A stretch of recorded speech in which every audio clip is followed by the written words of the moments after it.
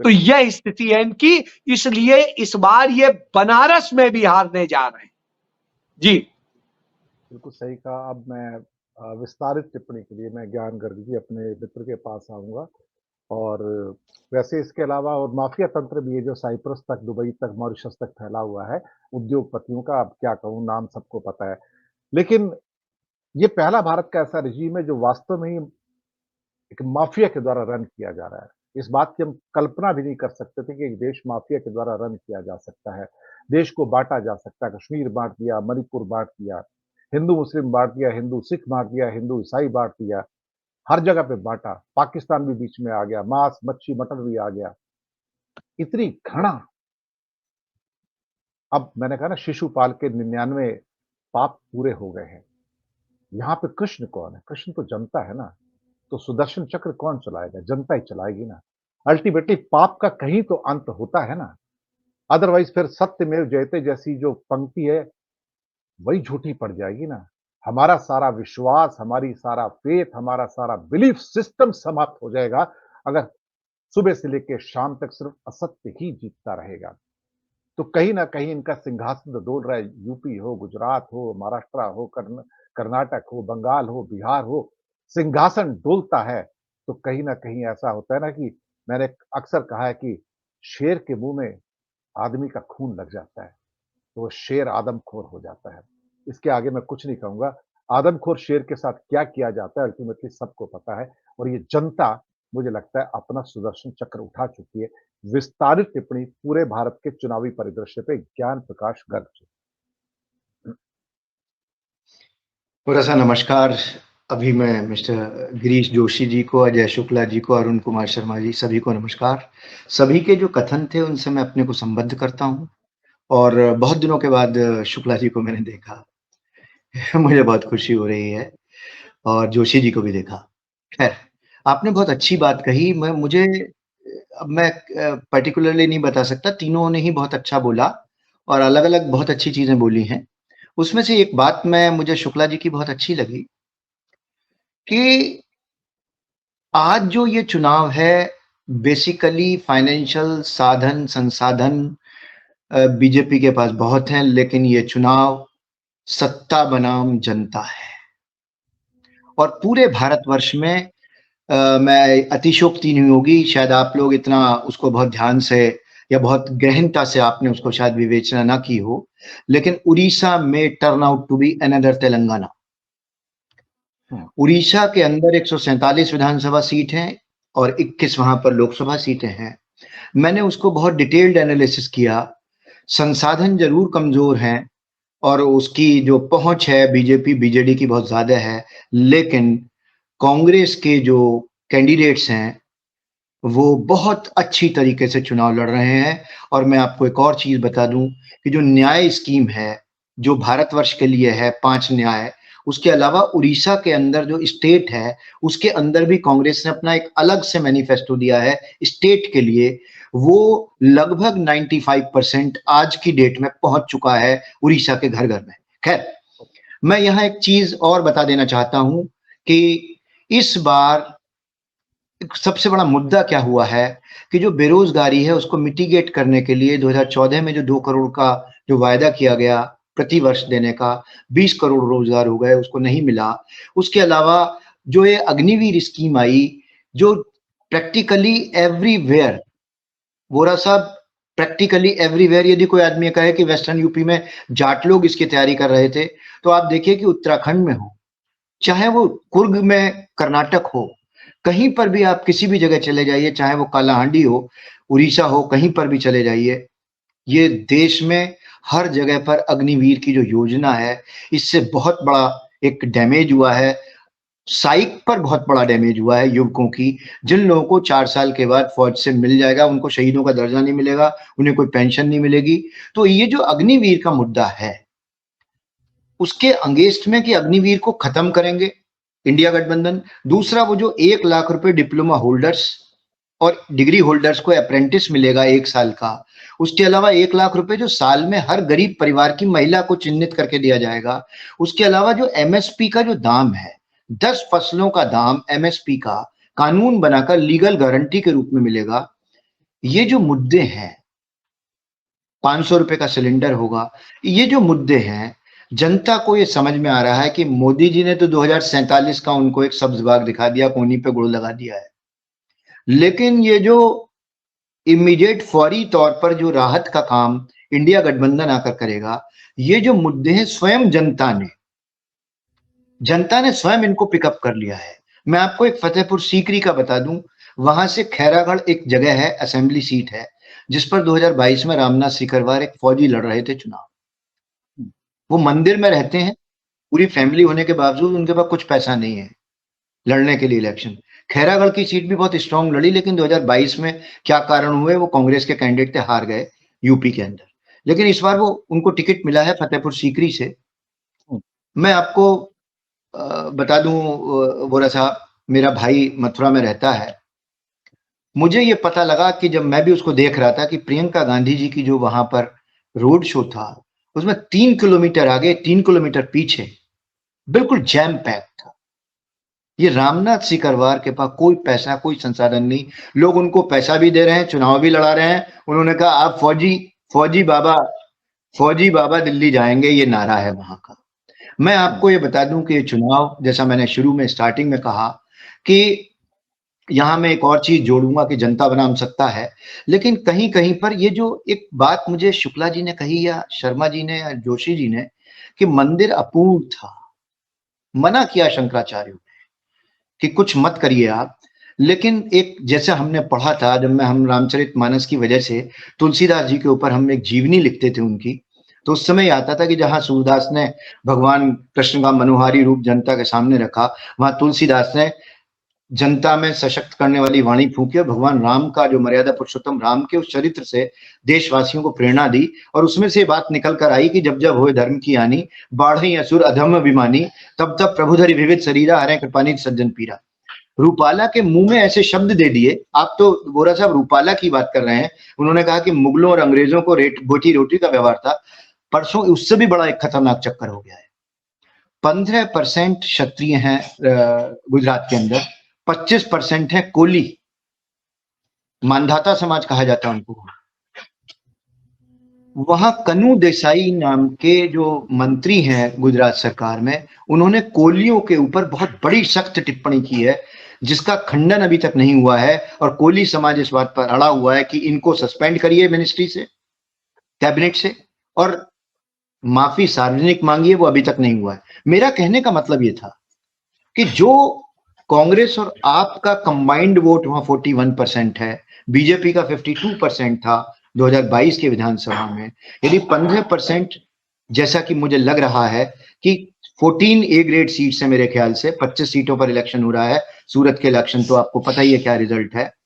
25 सीटों में 14 A grade seat है, जिसमें से कि 8 ऐसी सीट्स हैं, 9 ऐसी सीट्स हैं जहां पर बीजेपी के हारने का पूरा चांस। बनासकाठा हो, राजकोट हो, सुरेंद्रनगर हो, वलसाड़ हो, उधर भावनगर हो, आनंद में जहां अमित चावड़ा लगे हैं, केसीएल की लीडर, पाटन महसाना और साबरकांठा भी लपेट में आएंगे। पाटन में चंदन जी ठकोर हैं, पाटन में चंदन जी ठकोर लड़ रहे हैं कांग्रेस से। मैं आपको बता दूं कि इतना ये मुंह पर ऐसे शब्द आ गए किसी वजह से लोगों की, कि जिसकी वजह से इलेक्शन और खराब होता चला गया।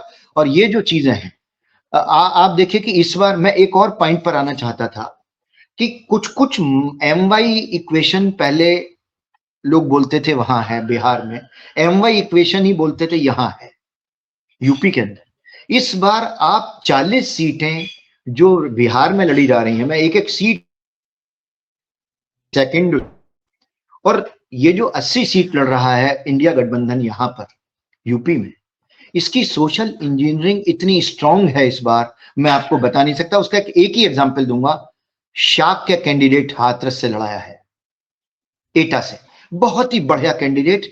शाक के समाज का वोट, मुस्लिम समाज का वोट, यादव समाज का वोट, और बहुत सारा लोधी समाज भी इनके साथ आ रहा है। मैं आपको बता दूं, हर जगह ये कॉमन अनरेस्ट तो जातियों में है ही, साथ में इसका और भी अनरेस्ट ये है कि लोग इस बात से और भी ज्यादा नाराज हैं कि जो भीमराव अंबेडकर जी ने जो इतना अच्छा अपने को कानून दिया है, उसको ये जो बदलने की या इसको जो खत्म करने की कोशिश कर रहे हैं, ये 400 पार का नारा जो है वो इसके पीछे यही मकसद है, उसकी वजह से जनता बहुत ज्यादा है, they are up in arms against that. उनके हाथ में वास्तव में उनकी जो कन की उंगली है उस पर सुदर्शन चक्र आ गया है। वोरा साहब, ये अभी आप ही बता रहे थे कि 100 गालियां पूरी हो गई हैं। वो जो सुदर्शन चक्र है जनता के हाथ में आ गया है, वो अपने इस सुदर्शन चक्र रूपी वोट से शिशुपाल रूपी इस अहंकारी सत्ता का खात्मा करेगा, मैं आपको बता दूं। और मेरा अपना असेसमेंट है, I don't miss the words. मैंने शुरू में जब आज से करीबन 1 महीने पहले मेरा असेसमेंट था, they are winning around 210 seats. Now for BJP alone it has come down to 180, and with their allies all over India they are likely to win around 40 seats. So 220 से ऊपर सीट इनकी नहीं आ रही है। और बहुत चौंकाने वाले परिणाम बिहार में एक्सपेक्टेड है, यूपी में भी एक्सपेक्टेड है, उड़ीसा में भी एक्सपेक्टेड है। तेलंगाना में जिस पार्टी के पास 13% वोट है वो बता रहे हैं कि हम सारी सीटों पे स्ट्रांग है।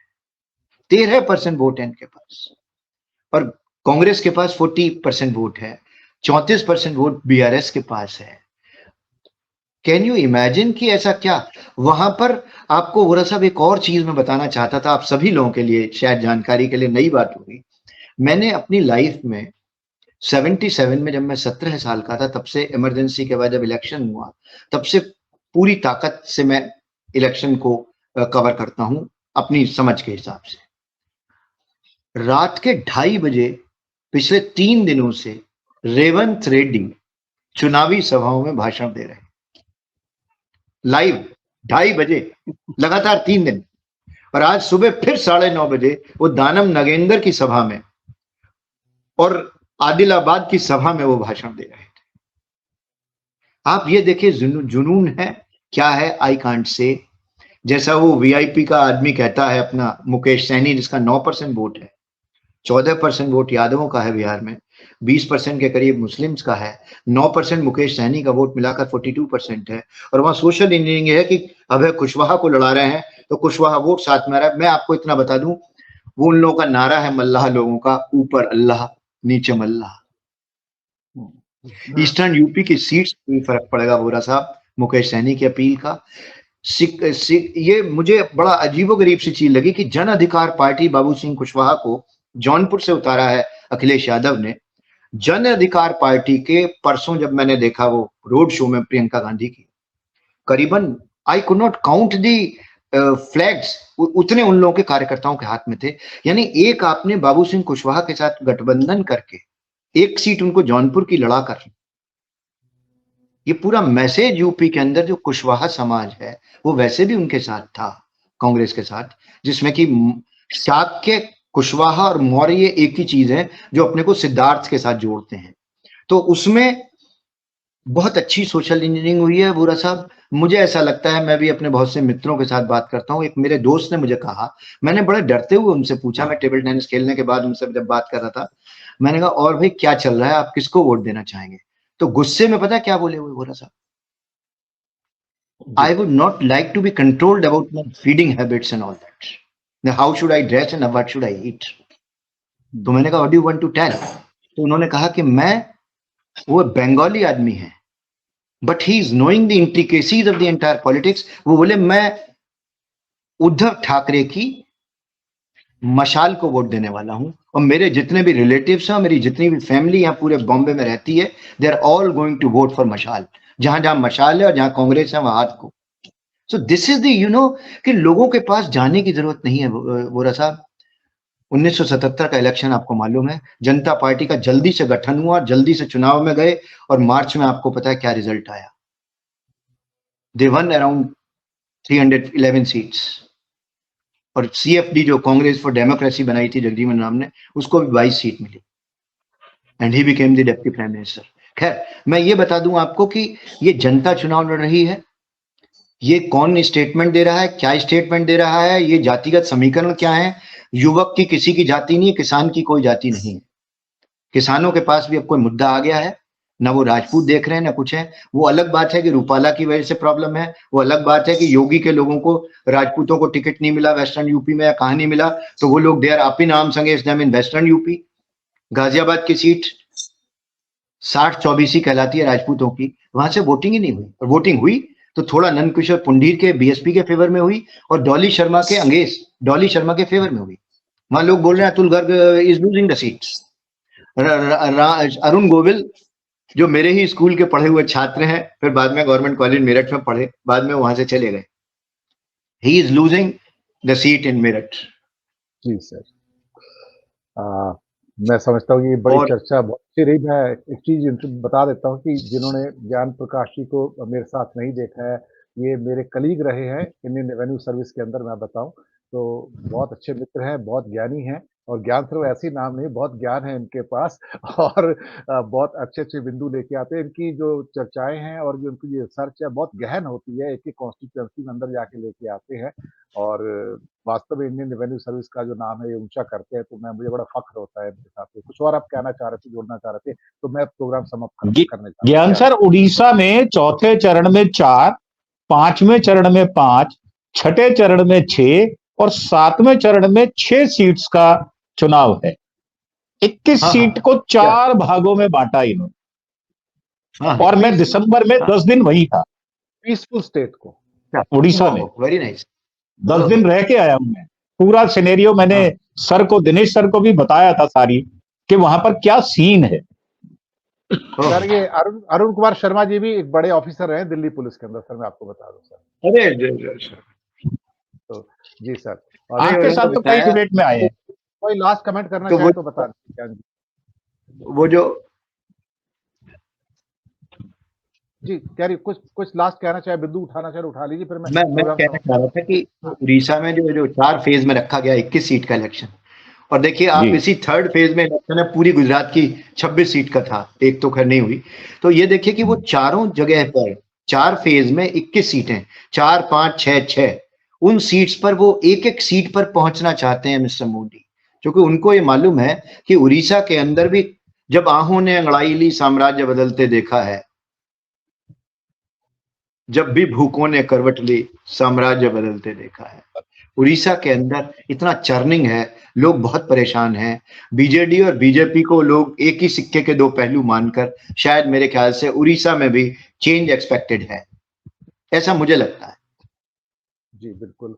और वैसे ज्ञान प्रकाश गर्ग जी मंच के बहुत बड़े कवि है, मैं आपको बताऊं भारत में बहुत बड़े कवि, और बड़े बड़े मंचों के ऊपर ये कविताएं पढ़ते हैं पूरे भारत में, और जहां पर एक से एक बड़े नामी गिरामी जो सारे के सारे जो हमारे कवि आते हैं, नामी गिरामी तो कुछ और भी लोग हो जाते हैं वैसे तो लेकिन ये बहुत बड़े बड़े जो कवि आते हैं उनमें से इनकी गिनती होती है, और बहुत सुंदर गाते हैं और बहुत सुंदर लिखते हैं। फिर किसी क्या कहते हैं कि प्रोग्राम में आके इनकी वो फिर कविता भी सुनेंगे, कई बार कविता सुनाते भी हैं, लेकिन अभी फिलहाल मैं आज्ञा लूंगा और समय 4 जून को रखेंगे बोरा साहब, 4 जी जून को सर। पोएट्री का।